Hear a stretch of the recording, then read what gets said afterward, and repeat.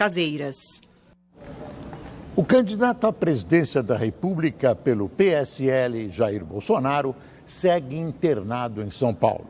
Prestes a deixar o hospital, o presidenciável me recebeu durante a tarde desta sexta-feira. Durante a entrevista, Bolsonaro criticou as declarações do vice, o general Hamilton Mourão, e disse que vence as eleições no primeiro turno. Falou também sobre a recuperação após levar uma facada durante um ato de campanha. Deputado Bolsonaro, como está a sua saúde neste momento? O senhor está com uma aparência boa. Estou, graças a Deus. Segundo os médicos aqui, pouco sobrevive uma agressão como aquela, uma faca que entrou 12 centímetros e o criminoso rodou dentro da minha barriga. Perdi 2,5 litros de sangue naquele momento. Estou de alta por esses dias.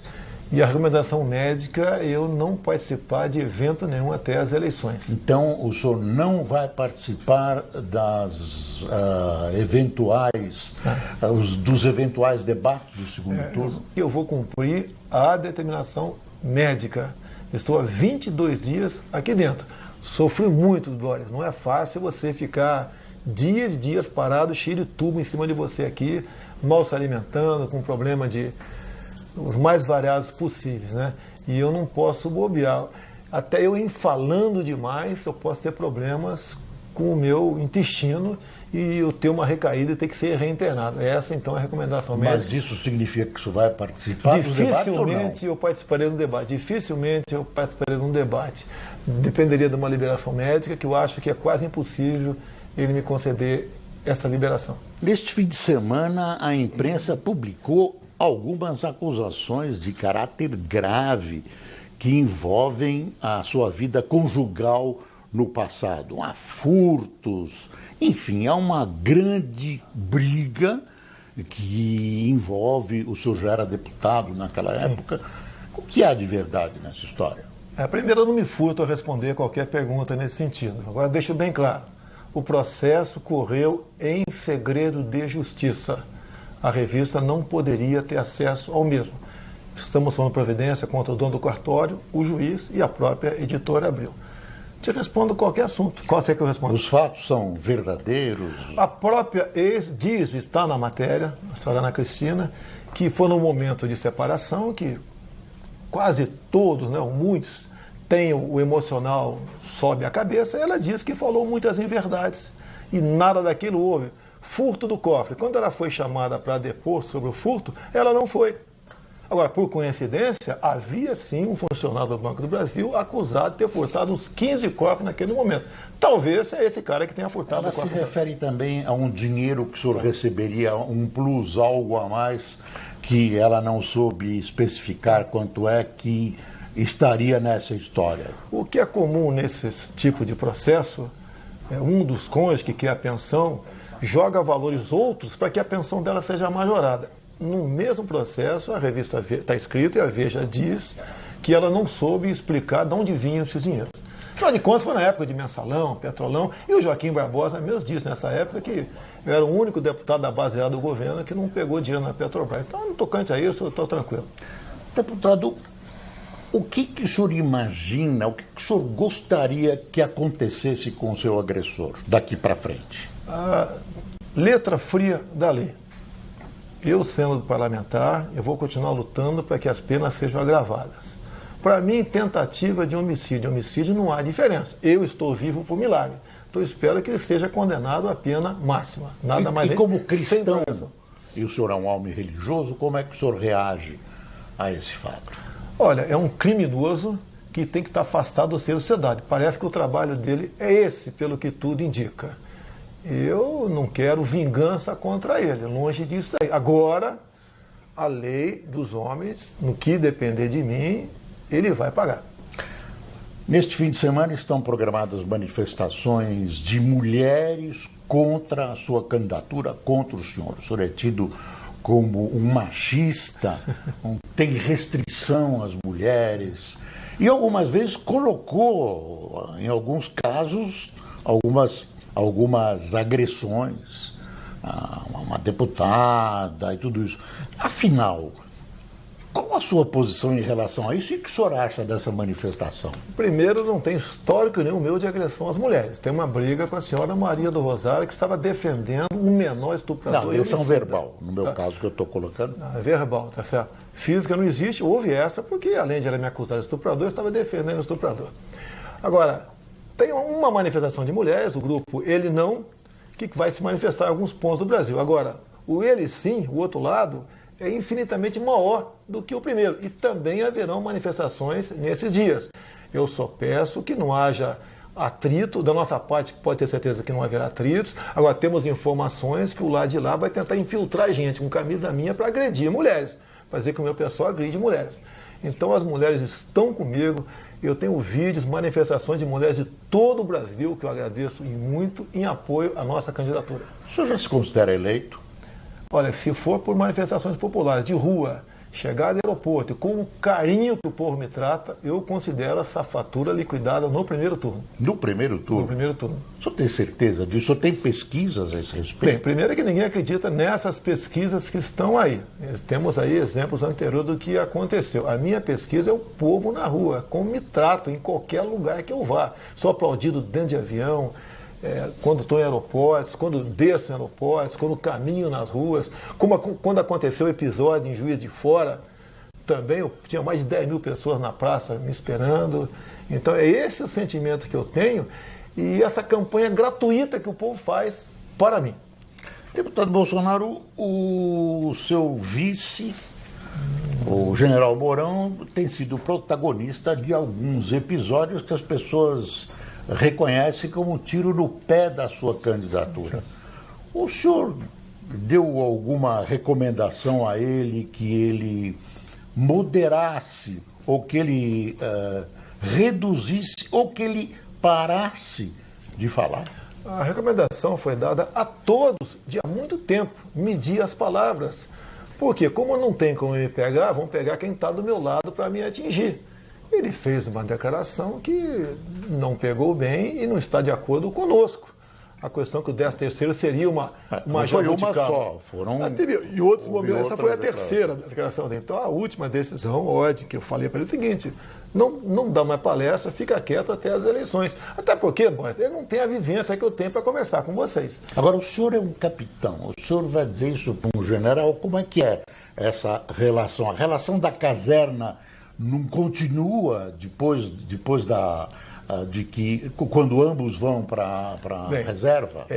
Nesse caso em si, eu não sou capitão nem ele é general. Nós somos soldados do Brasil. E assim nós nos tratamos, juntos, buscando um Brasil melhor para todos.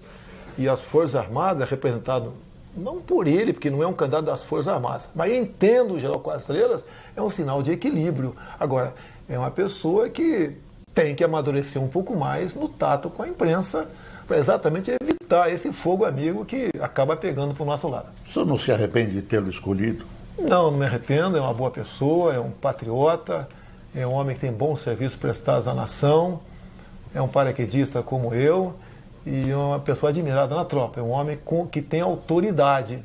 Então, com pequenos acertos, ele está aprendendo, vai aprender, como eu aprendi, apanhando muito dentro do Congresso também, pode ter certeza que será um vice que fará orgulhar o povo brasileiro. No caso do seu assessor econômico, Paulo Guedes, também há questões parecidas de algumas declarações que provavelmente prejudicaram a sua candidatura. Aliás, a pergunta é a mesma. Elas prejudicaram a sua candidatura, inclusive do general Mourão, na sua opinião? O Paulo Guedes foi diferente. Ele falou num plano sobre imposto de renda. Quem ganha até 5 mínimos não pagaria imposto de renda. Dali para frente pagaria 20%. Conversei com ele, Paulo, dá para pegar quem ganha 5 e 10, tem uma alíquota intermediária a partir de 10, 20%. Falou, sim. Essa foi a proposta. Só que quando ele falou isso aí, nessa questão, parte da mídia falou que todo mundo ia pagar 20% até quem ganha um salário mínimo, ou seja, quem ganha R$1.000 por mês ia pagar 200. Então houve essa deturpação, sim. E a outra questão que ele foi mal interpretado, que ele falou o seguinte, nós devemos diminuir a quantidade de impostos, nunca criar impostos, seja qual for o imposto, que seja até uma CPMF. Aí ele pecou em falar um palavrão conhecido como CPMF, que eu fui um dos que lutou muito para que fosse revogada a CPMF. Mas ali foi um ato falho dele, e a proposta dele é boa, é bem-vinda, sem a CPMF, obviamente. Capitão Bolsonaro, não é um paradoxo o fato de o senhor ter dois correligionários próximos, um candidato a vice e outro que vai chefiar a sua equipe econômica, que falam coisas que o senhor contesta e o senhor diz que o assessor econômico tem carta branca, será o seu posto de Ipiranga, e o senhor pede para ele moderar a sua fala? Esse carta branca tem um limite. Eu, por exemplo, tenho um problema sobre Forças Armadas, ligo para o general Augusto Heleno. Tenho sobre economia, ligo para o Paulo Guedes. Tenho sobre ciência e tecnologia, ligo para o astronauta Marcos Pontes. Então é um trabalho em equipe. O que nós estamos ajustando é o seguinte: ninguém vai ser dono da sua área. Vai ter liberdade para propor boas políticas que vão passar sob o meu crivo. E o Paulo Guedes já está nessa situação também, né, de trabalharmos em equipe. Porque o que um fizer, se for bem feito, tudo bem. Mas o outro pode, ao ser consultado, talvez plotar um possível erro e corrigir. Nós não temos o direito de errar. Existe uma afirmação que o senhor não tem uma visão geral do que será a economia no seu governo. Isso é fato? Porque o senhor realmente não se define com clareza. Não, eu pensei que você falando que não entendia de economia fosse uma virtude. Afinal de contas, os economistas levaram o Brasil para o caos que está aí. Não foi eu, capitão de artilharia do Exército Brasileiro. Então, quando comecei a namorar o Paulo Guedes, eu botei na mesa os problemas. Paulo, taxa de juros, inflação, taxa Selic, câmbio, dívida externa. Dá para resolver isso sem aumentar a carga tributária, ou melhor, diminuindo? Ele falou, dá. Então, estamos juntos. Então, a partir desse momento, ele é o dono da situação. Mas vai ter momentos que o senhor vai ter que decidir entre alternativas que ele lhe apresenta. Por exemplo, questão de privatizações. Eu tinha uma ideia e eu tinha uma outra, nós chegamos ao meio termo. Não vai ter privatização de Banco do Brasil ou Caixa Econômica, por exemplo. São empresas que nós entendemos como estratégicas. Agora, as demais, de acordo com o modelo, nós podemos conversar sim. No primeiro momento, umas 50 aproximadamente, que foi criada pelo PT, no meu entender, tem que ser privatizada ou extinta.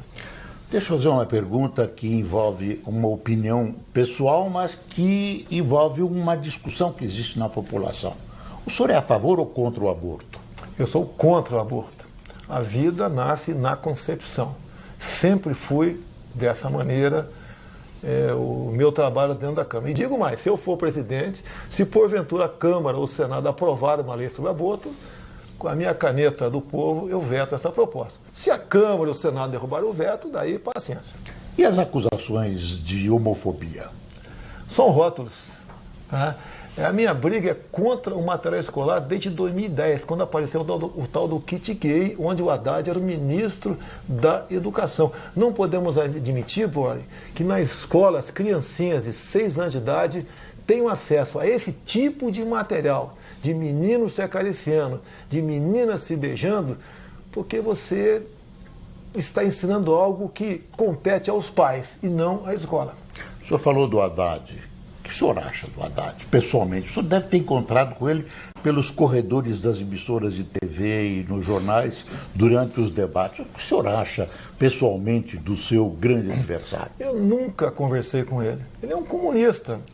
E é um homem que adora aí a política venezuelana, a cubana. É um homem que se consulta com o presidiário para tomar decisões. Ele não é dono dele. Ele é pior do que um poste. Ele é um pau mandado do Lula.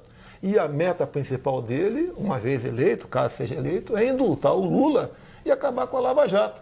E daí o Brasil se mergulhará num caos. Que eu penso dele não é da minha cabeça, isso é uma realidade. Você pode ver, o próprio Zé Dirceu acabou de declarar que ganhar a eleição é uma coisa, tomar o poder é outra. É isso que ele quer fazer. Será mais que umas eleições. Então a preocupação existe, é muito grande, com essa questão ideológica do senhor Haddad e toda essa equipe do PT. Uma preocupação com uma eventual vitória sua, presidência da República, é como governar sem uma base política consistente. No Congresso, hoje, isso não tem base política. Há 4 anos, quando eu resolvi vir candidato, comecei a preocupar com isso. Há 2 anos, o Onyx Lorenzoni assumiu essa missão. Nós temos mais de 120 parlamentares que, de forma individual, querem colaborar com o governo. O grande problema que o parlamento atravessa, e nós temos que botar um ponto final, é que líderes partidários funcionam como líderes sindicais.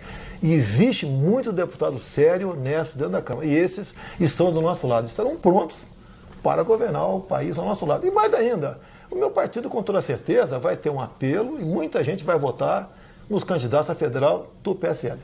O senhor conhece a Câmara melhor que eu e que a maioria dos telespectadores. A Câmara, há muito tempo, tem um funcionamento, digamos, distorcido. Sim. Tem o toma lá da cá, cargos, etc, etc. O senhor acha que muda com a sua eleição? Muda, até porque, você pode ver, nenhum partido médio se coligou comigo. O próprio Centrão é um ajuntamento de partidos fisiológicos. O próprio Paulinho da Força negociou com o candidato a presidente do Centrão a volta do imposto sindical. O que acontece normalmente?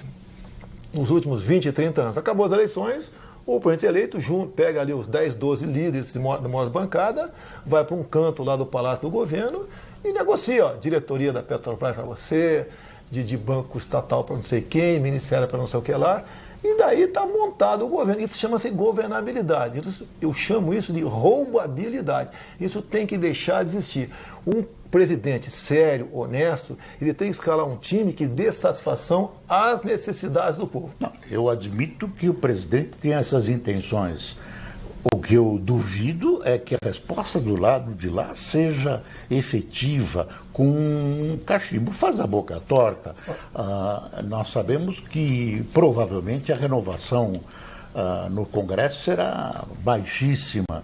Então a pergunta que se faz é a seguinte: como governar com boa vontade, com boas ideias, que eu acho que todos os candidatos têm, sem um apoio maciço que possa permitir até reformas constitucionais no Congresso Nacional? Foi tratado com os grupos parlamentares os problemas regionais, estaduais, e levantamos todos, atendemos todas as bancadas, as mais variadas possíveis, sem o tomar lá da cá. Isso foi acertado entre nós.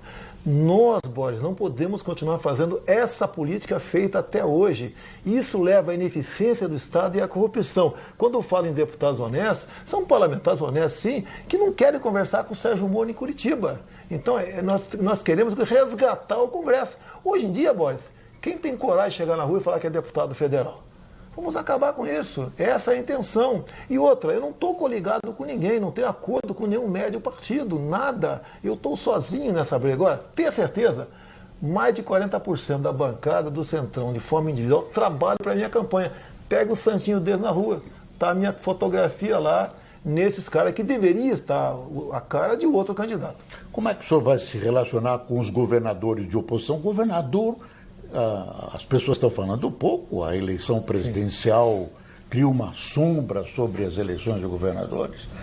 E governador é importante. Sim. Como é que o senhor vai se relacionar com os governadores da oposição? Nós não podemos penalizar o povo por uma questão ideológica da minha parte. Você tem que respeitar a vontade popular. Mas, obviamente, você tem que tudo é priorizado. Nós vamos priorizar os problemas mais graves e os governadores mais afinados conosco. Um governador, por exemplo, um partido que faz uma oposição radical, né, nós vamos tentar não atrapalhar, não beneficiar a população daquele estado, mas vai ter um tratamento secundário. Forças Armadas. As pessoas insistem em afirmar que o senhor tem um vez, um olhar especial para as Forças Armadas, da onde o senhor é originário. E essas pessoas falam num perigo de golpe. Como é que o senhor reage a isso? E o golpe seria feito através do senhor, quer dizer, conduzido, levado, permitido, bem visto pelo senhor. Existe isso? Olha, teve um impeachment agora. Quem está dizendo que foi golpe? Foi o PT que dizendo que foi golpe. Da nossa parte não existe golpe. Seremos escravos da Constituição e da legislação. É assim que ser tratada a coisa pública. E governaremos, Boris, pelo exemplo. E como o senhor vai tratar o Exército? Olha, eu sou o capitão do Exército Brasileiro, vai ter tratado com dignidade, que não foi tratado nos últimos anos. Tem uma Força Armada sucateada, os seus integrantes, uma remuneração pior existente dentro do próprio Poder Executivo, e devemos resgatar, porque se lembra das Forças Armadas para tudo. Tá? E nos momentos, então, que a gente pode ser lembrado, não somos lembrados para nada. E não é só a Força Armada, não. Polícias militares e polícias civis serão resgatados de modo que eles possam se orgulhar cada vez mais da sua carreira. E dinheiro para tudo isso? Não tem, você tem toda a razão. Agora, você tem como, ao fazer uma administração, olhando a forma correta de gerir uma gestão adequada, sobra dinheiro porque você tapa o ralo da corrupção. Então dá para você atender em parte alguma coisa assim. O senhor acha que o senhor vai conseguir isso que os outros não conseguiram? Afinal de contas, tivemos vários presidentes que disseram que iam tentar isso e acabaram não conseguindo. Mas você pode ver, durante o próprio processo legislativo, eles falavam isso, mas estavam aliados ao que havia de pior na política, como o Centrão e o PT. Então não adianta eles falarem que vão fazer o que eu estou falando, porque eles não têm liberdade. O Centrão se uniu em troca de alguma coisa. E nós sabemos que coisa é essa, né? É os bens do poder público. Comigo não tem isso. Eu não tenho contato com ninguém. O partido que foi ligado a mim, o PRTB, do Levi Fidelis, foi para trazer o vice para nós, nada mais além disso. E não tem nenhum compromisso com o senhor Levi Fidelis, com o seu partido, a não ser trabalharmos para o bem do Brasil. E a dívida pública? Parece que o general andou deitando falação também sobre negociação da dívida pública. É um capítulo delicado. Ele falou também numa área que não é dele, né? A nossa dívida pública está se aproximando dos 4 trilhões de reais. E a conversa com o Paulo Guedes dá para começar a pagar essa dívida? Ele botou um plano na mesa e falou que dá. Aí entra aquela questão da confiança, a carta branca. Como é que ele vai pagar essa dívida? Tem a proposta dele. Por exemplo, tem que entrar mais recurso na Caixa do Tesouro se aumentar imposto. Como? Desonerando, desburocratizando, desonerando a folha de pagamento, é você fazendo comércio com o mundo todo sem o viés ideológico, é você jogando nisso, você aumenta o emprego, jogando pesado na segurança, você aumenta a receita que vem por parte do turismo, é buscar agregar valor naquilo que nós produzimos. O Brasil não pode continuar exportando um navio de minério de ferro, receber de volta uma canoa de aço ou meia dúzia de laptops. Temos que agregar valor. Temos que investir em energia em nosso Brasil, que tem o problema ambiental indigenista, que nós vamos solucionar isso daí.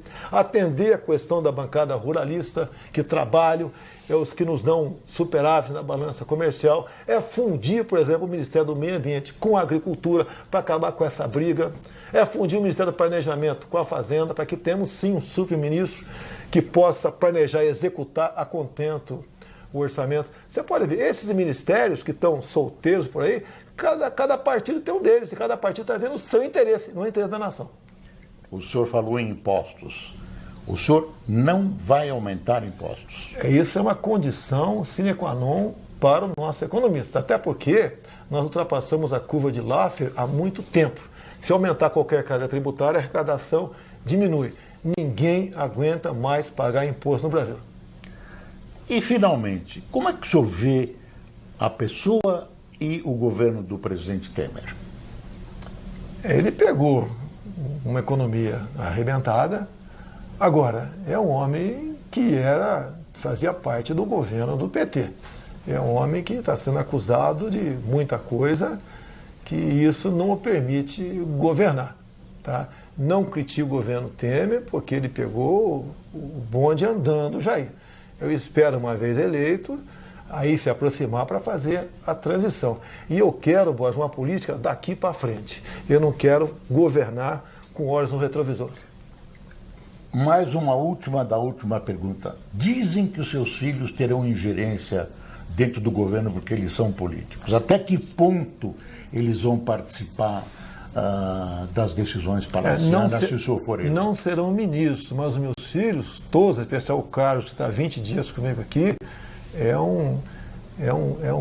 uma consciência que sempre me alerta do que eu posso ou não posso fazer. Ele bota freio em mim. Isso é muito bom, você ter um filho do teu lado para te orientar, te aconselhar e você tomar decisões corretas. Agora, não farão parte de governo como ministros.